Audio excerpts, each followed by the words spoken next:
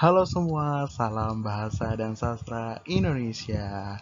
Nah, pada kesempatan kali ini, yuk kita sama-sama bahas mengenai pembelajaran bahasa Indonesia, lebih tepatnya teks berita yang diajarkan di jenjang kelas 8 SMP. Ngomong-ngomong tentang teks berita, yang pasti kita semua sudah pernah menjumpai apa itu berita. Tapi, apakah kita tahu pengertian dari berita itu apa? Ya, teks berita. Yang pertama, kita akan mengetahui tentang pengertian dari berita dan juga teks. Yang pertama, menurut tim penulis pada tahun 2009, berita adalah segala informasi tentang peristiwa atau keadaan dalam kehidupan sehari-hari. Yang kedua, menurut Kamus Besar Bahasa Indonesia, berita adalah cerita atau keterangan mengenai kejadian atau peristiwa yang hangat. Dan yang terakhir, teks berita. Teks berita adalah suatu teks yang berisi informasi mengenai suatu hal, kejadian, atau peristiwa yang terjadi dan masih hangat dibicarakan oleh banyak orang. Nah, dapat kita simpulkan pengertian teks berita. Teks berita adalah teks yang melaporkan kejadian, peristiwa, atau informasi mengenai sesuatu yang telah atau sedang terjadi. Setelah kita mempelajari pengertian dari berita dan juga teks berita, yuk sama-sama kita pelajari tentang ciri-ciri dari teks berita.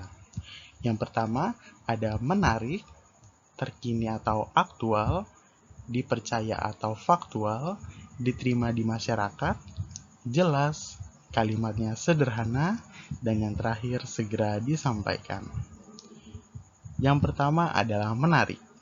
Teks berita yang disajikan haruslah menarik dengan judul yang menarik perhatian para pembacanya, sehingga orang-orang akan tertarik untuk membaca teks berita tersebut. Dan yang kedua, terkini atau aktual.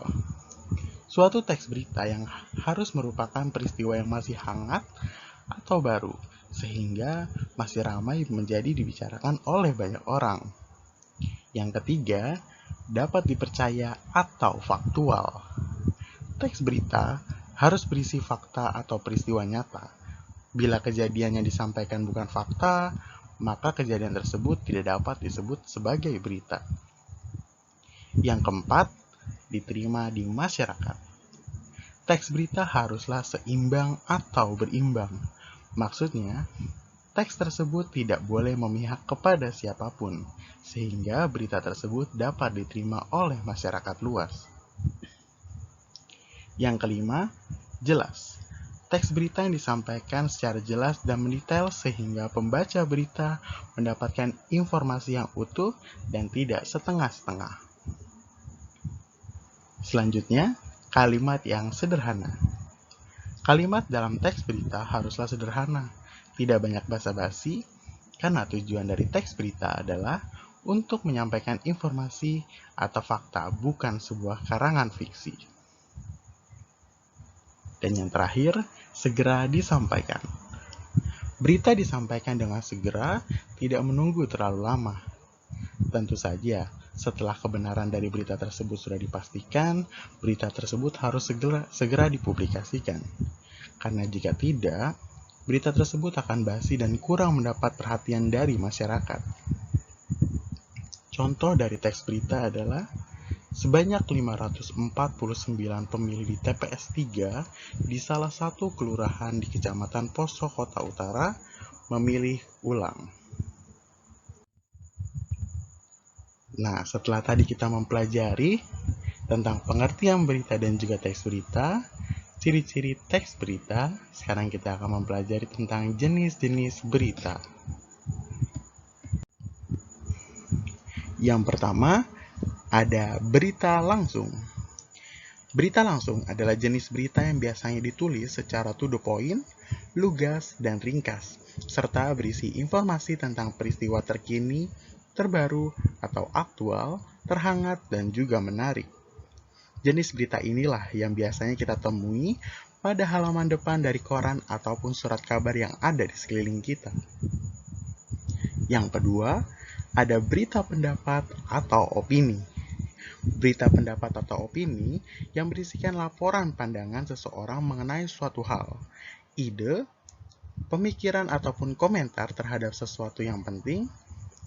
Berita opini ini biasanya berasal atau bersumber dari para ahli, cendekiawan, profesor, atau pejabat mengenai suatu masalah atau peristiwa. Dan yang ketiga, ada berita interpretasi. Berita interpretasi merupakan berita yang dikembangkan dari berita langsung.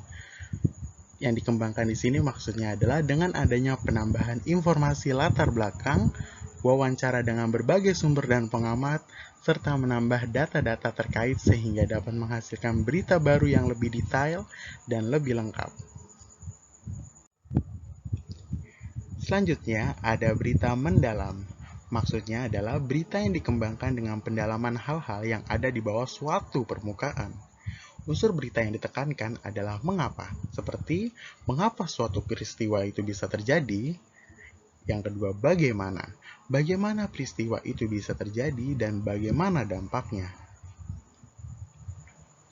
Yang kelima, ada liputan penyelidikan. Maksud dari liputan penyelidikan adalah berita yang dikembangkan berdasarkan penelitian atau penyelidikan dari berbagai sumber.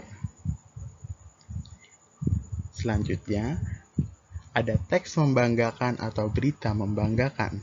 Biasanya kita temui di sebuah surat kabar atau koran.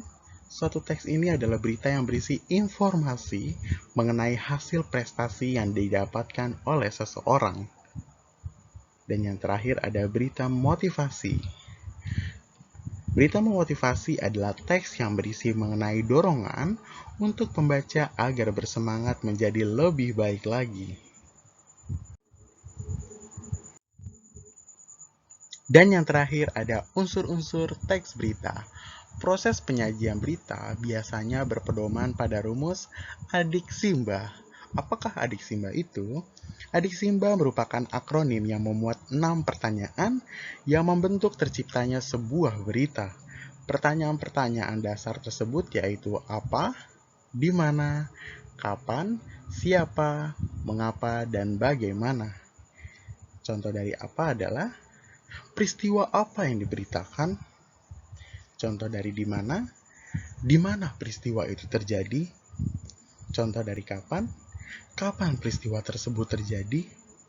Contoh dari siapa yang terlibat dalam peristiwa tersebut. Contoh mengapa hal tersebut bisa terjadi. Dan yang terakhir, bagaimana peristiwa itu terjadi. Ya, itu dia pembelajaran kita hari ini mengenai teks berita. Teruslah belajar di mata pelajaran apapun, terutama di bahasa Indonesia, karena ini adalah bahasa yang kita cintai. Terima kasih, salam bahasa dan sastra Indonesia.